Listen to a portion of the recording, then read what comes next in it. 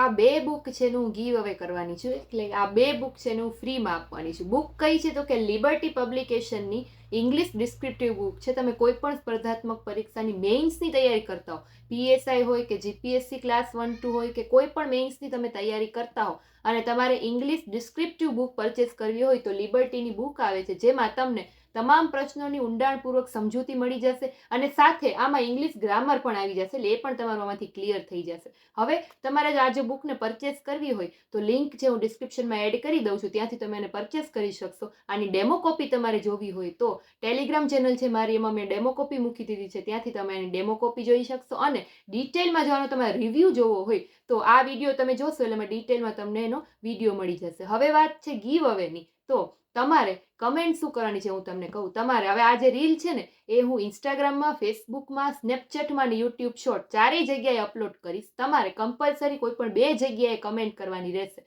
Comment શું કરવાની છે તો કે તમારે કોઈ પણ એક વર્ડ છે એનો ઇંગ્લિશ મિનિંગ અને એનો ગુજરાતી મિનિંગ બે લખવાનું છે, બરાબર. જેમ કે મિલ્ક તો દૂધ, એમ મિલ્ક અને દૂધ એવી રીતે ઇંગ્લિશ ને ગુજરાતી બંને શબ્દ લખવાના છે. એ કમેન્ટ તમારે કોઈ પણ બે પ્લેટફોર્મ ઉપર કરવાની રહેશે. હવે એનું રિઝલ્ટ જે છે એ હું 1 એપ્રિલના રોજ છે યુટ્યુબ ઉપર લાઈવ આવીને ડિક્લેર કરીશ, તો ત્યારે તમે મારી સાથે લાઈવ જોડાયેલા રહેજો.